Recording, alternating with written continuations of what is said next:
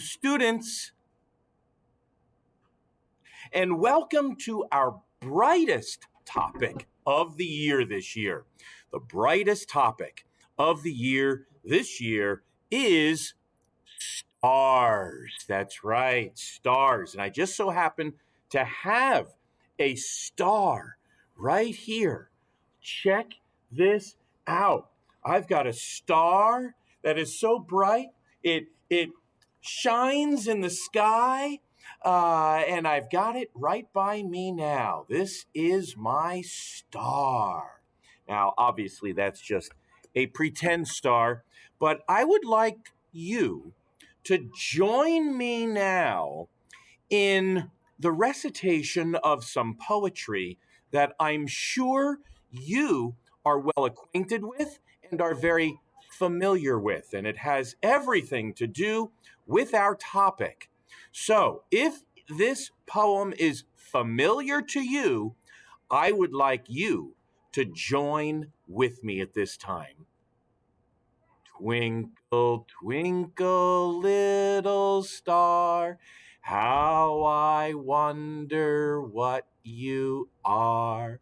Up above the world so high, like a diamond in the sky. Twinkle, twinkle, little star, how I wonder what you are. Did you sing with me? I certainly hope you did, because if you didn't, I'm going to have you rewind this and do it all again. No, just kidding. So you've all heard this little song, Twinkle, Twinkle, Little Star, how I wonder what you are. Well, you don't have to wonder anymore, because today you're going to find out exactly what stars are.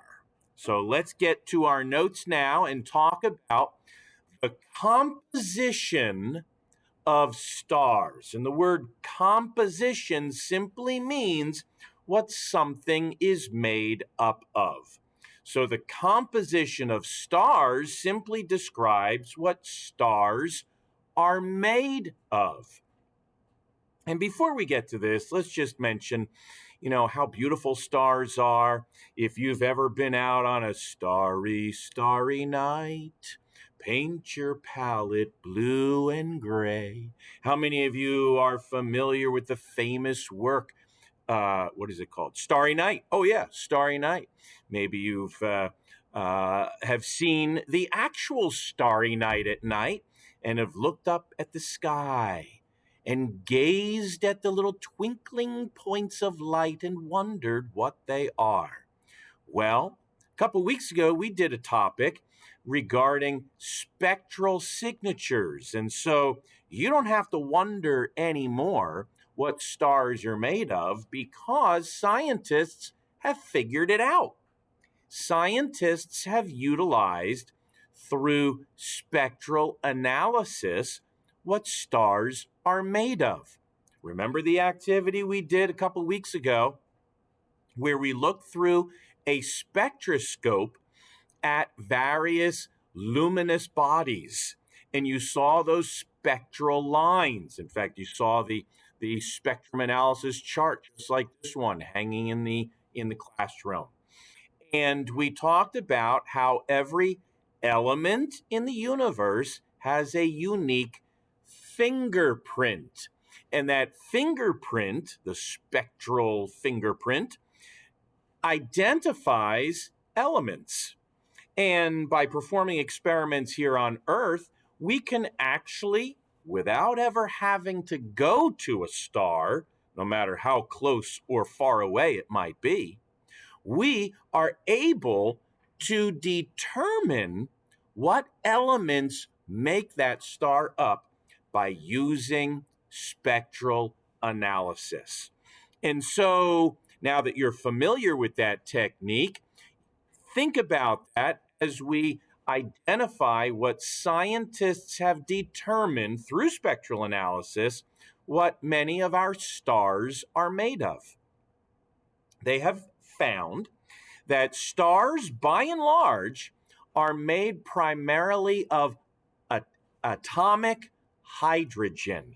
Hydrogen. Hydrogen, if you look at the periodic table, is element number 1.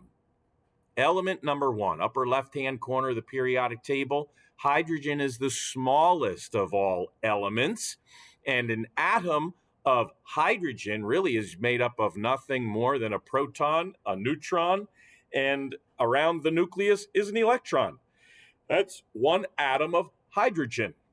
Stars are primarily made out of this. 60 to 80% of a star's composition, or what it's made up of, is hydrogen. Now, stars undergo a process called nuclear fusion. And you'll be learning a lot more about that when we study physical science in 8th grade.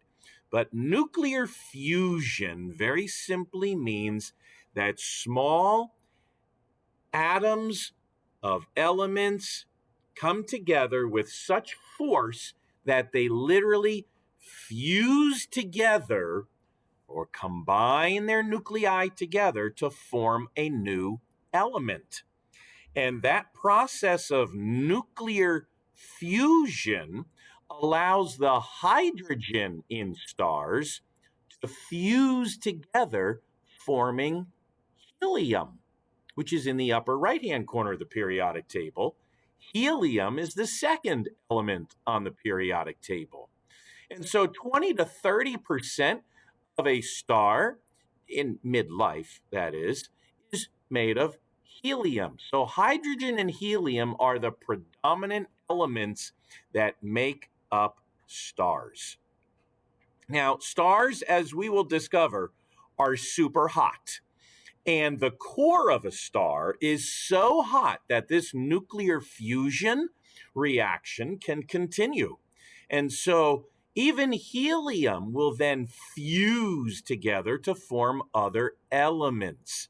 And those elements can include things like oxygen, carbon, neon, nitrogen. These other elements on the periodic table are then spewed out of the star. And this is one way in which some elements are able to be present here on Earth. They're made literally of star dust, particles thrown out from the sun because of nuclear fusion. So there we have it in a nutshell. Stars are primarily made out of hydrogen, helium, and some trace other elements that are formed as a result of the nuclear fusion reaction. Now, not all stars are the same, and we're going to be talking about some differences between the trillions upon trillions of different stars in the universe. We find new stars pretty much every day. And but scientists, as you know, like to classify or group things. And so scientists have grouped stars according to 5 different general sizes. We've observed lots and lots of stars in the universe, but scientists broadly characterize them as belonging into one of the 5 star sizes. So we're going to go through a list now, and I'll give you examples of these stars in the different categories. So let's begin with the biggest ones. Rigel is an example of this. A supergiant star.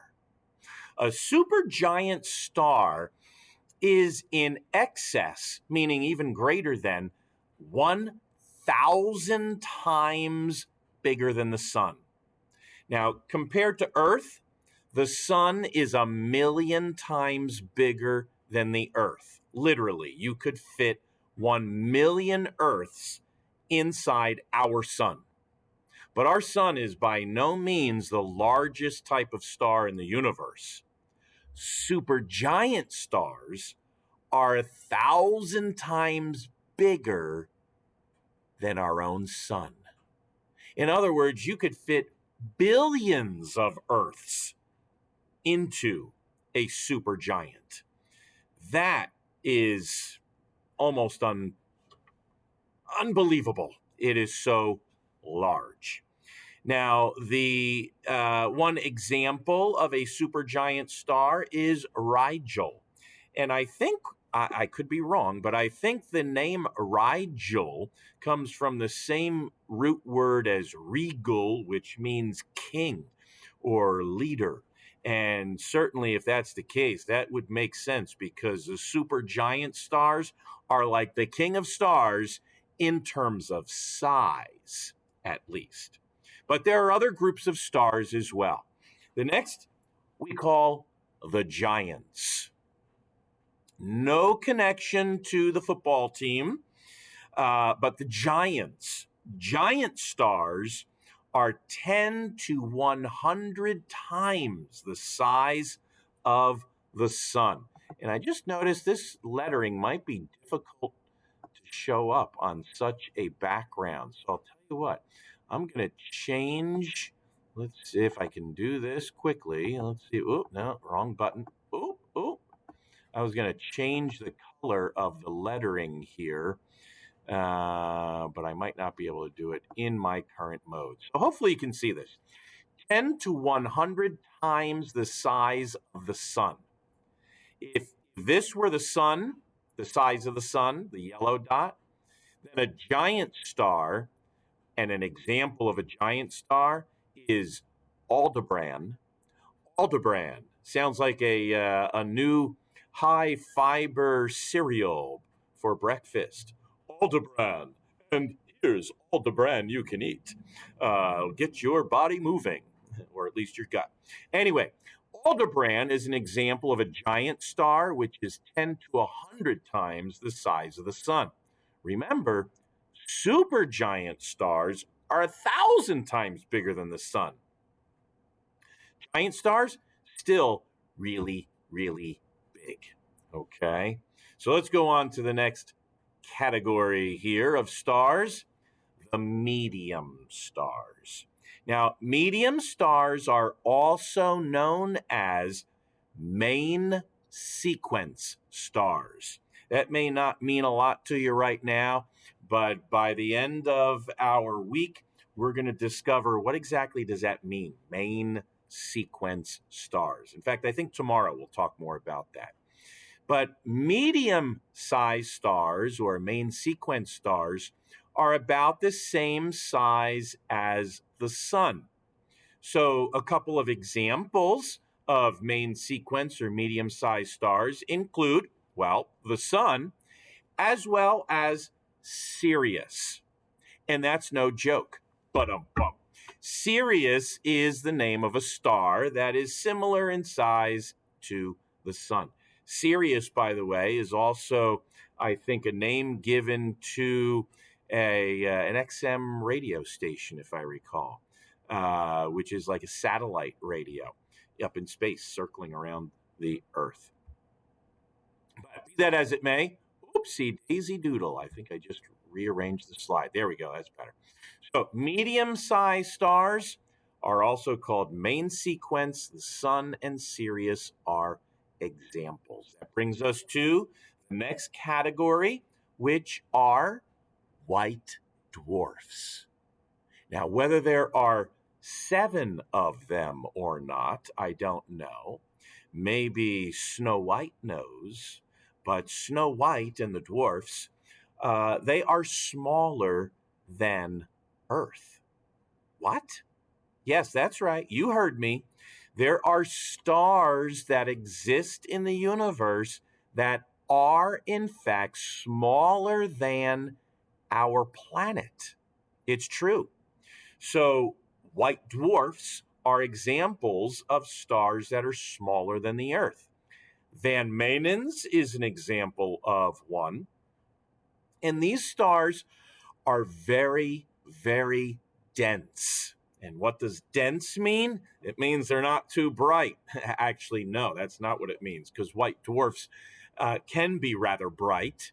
actually. What it means is there's a lot of mass in a small volume. So if you were to take a sample of a white dwarf star and a sample of the Earth, the white dwarf star is going to have more mass. It's going to be heavier than the Earth's mass. And that brings us now to neutron stars.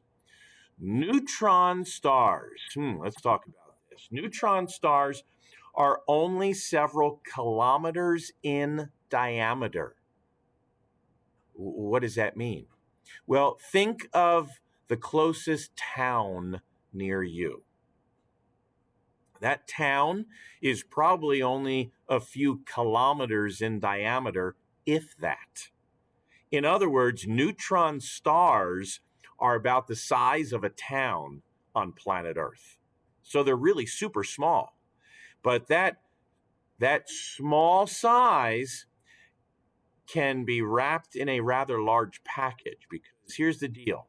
As Jimmy might know, neutron stars are super incredibly dense. A teaspoon, check this out, a teaspoon sized mass of a neutron star has a greater mass than the entire planet Earth. See the picture here? A spoonful, just a spoonful of neutron star is heavier than the Earth, is heavier than the Earth, heavier than the Earth. Yeah, just a spoonful of a neutron star is heavier than our entire planet. So talk about density. Super, super dense, these neutron stars. And these neutron stars are pretty important to astronomers, because oftentimes these neutron stars will blink and blink and blink at regular intervals as they shine across the universe. They're like little mini lighthouses that exist in our galaxy and elsewhere, and they can actually help us determine distances to other stars. But we'll get more into that tomorrow. So here's a picture. Here's a picture of the relative sizes of the star groups that we have mentioned. We've got the supergiant stars, are ginormous. The giant stars, even bigger than our sun. Our sun is a medium-sized star, also known as a main sequence star. So be sure you write that down. Followed by white dwarf stars, and finally neutron stars. Now, by the way, these circles here are not to scale. I wouldn't be able to illustrate the different star sizes to scale on one slide, because either the supergiant is just too ginormous to show, or the neutron star is just too small to show. So, but these are the relative sizes of the different star groups. So I have some other videos for you to watch today as well. So we're going to pick up our notes tomorrow. So for now, I'm going to say bye-bye.